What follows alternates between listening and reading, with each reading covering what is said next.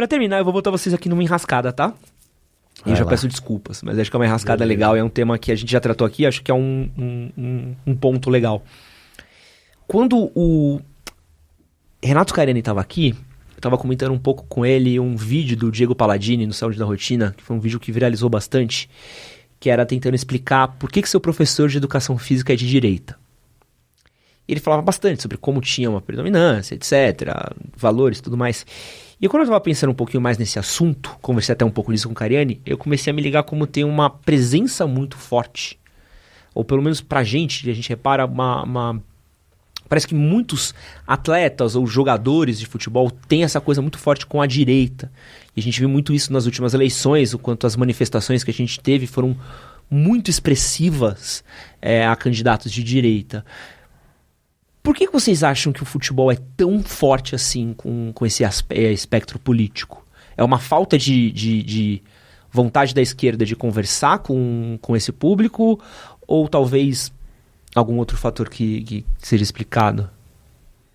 Cara, esse é um assunto que eu queria pesquisar, inclusive. Eu gostaria muito de ir mais a fundo e ter uma resposta que fosse satisfatória, satisfatória, mas tudo que eu possa falar sobre isso não passa de achismo, porque não existe uma pesquisa mais forte sobre isso. O que eu posso dizer é que eu acho que existe uma influência religiosa, porque muitos jogadores têm essa coisa de serem evangélicos, e a gente sabe que teve a questão da classe evangélica pressionando muito recentemente, essa coisa de, porque a moral, os bons costumes, enfim, a gente sabe que tem muito jogador que tem esse discurso evangélico. Em segundo lugar, porque eu acho que a gente está inserido em um contexto que é um contexto de uma cultura machista, homofóbica, que é uma cultura que é diretamente ligada ao futebol. E quando a gente vê essa reprodução de discurso, que é um discurso que acaba levando para a direita, normalmente ele é ligado muito a essa coisa desse machismo e dessa homofobia. A gente vê o Neymar, por exemplo, que estava falando aí que, enfim, ele abertamente apoiou o Bolsonaro nas eleições e tudo. Mas a gente vê quase sempre ele ligado a esse tipo de discurso, né? Um discurso mais machista e essa coisa, parece que o homem, esse papel do homem que tem que ter 10 amantes e... eu acho que vem muito daí. Claro que tem a questão da falta de consciência de classe, mas eu não sei explicar, cara. Eu não sei dar uma explicação mais profunda pra você sobre o porquê disso exatamente. Porque eu penso de representação, mais à esquerda, assim, política dentro do futebol. A única coisa que talvez venha muito forte na minha cabeça é a democracia corintiana e o Sócrates, que foi um cara que por muito tempo... O Sócrates, os filhos dele chama Fidel, se não me engano. Ele é fortíssimo com isso.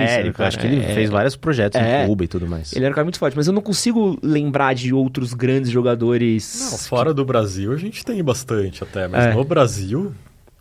É muito... E agora, por exemplo, o Marcos Goleiro. Cara, bolsonarista roxo, assim, você vai ver. Total.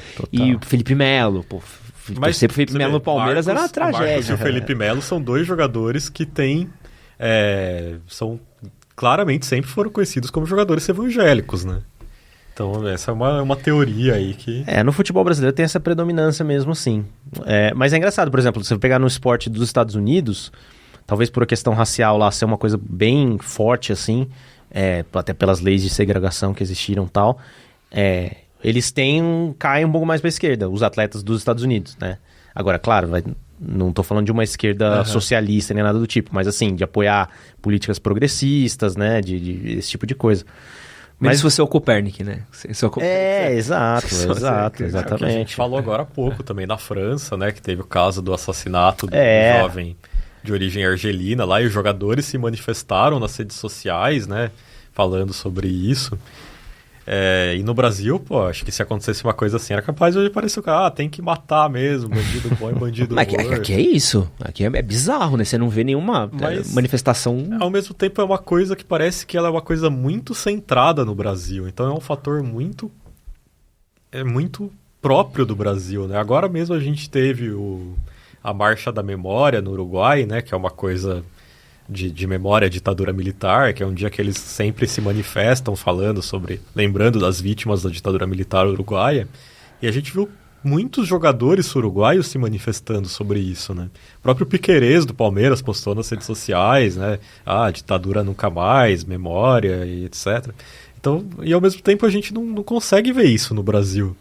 Mas o Uruguai é um bom exemplo, assim, de alguma coisa, para não falar também que a gente não... Eu, pelo menos, como uma pessoa progressista, não faço um tipo de autocrítica, assim. O Uruguai acho um bom exemplo pelo seguinte... Quando o Uruguai, eu estava falando lá no começo da nossa conversa que os países aqui formaram sua identidade nacional, né, Argentina, Uruguai, Brasil, em torno do futebol, com o futebol um dos principais elementos, assim. Lá quando o Uruguai começou a ganhar títulos, né, ganhou as Olimpíadas de 24, depois de 28, depois ganhou a Copa do Mundo de 30 e tal, a esquerda no Uruguai tratava o futebol como uma idiotice, como uma coisa... que alienava justamente, usava esse exemplo que eu falei, né, de você tá se preocupando com futebol, você não vai se preocupar com greve e tal, não sei o quê. Então, eles se alienaram desse processo, a esquerda lá no Uruguai. A direita ganhou todas as eleições possíveis, fez ditadura, tudo mais.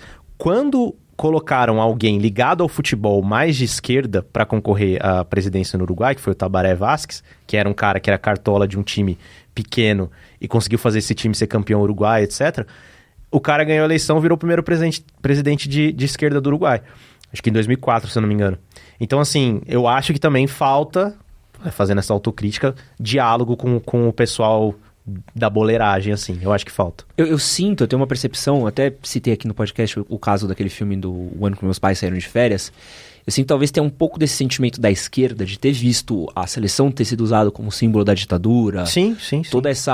A própria camisa da seleção brasileira virou, tipo assim, uma coisa era o ponto que eu ia chegar. Eu tenho asco disso e não sei o que e tal. E acho que a própria esquerda acaba abrindo mão de um diálogo com uma parte que, porra...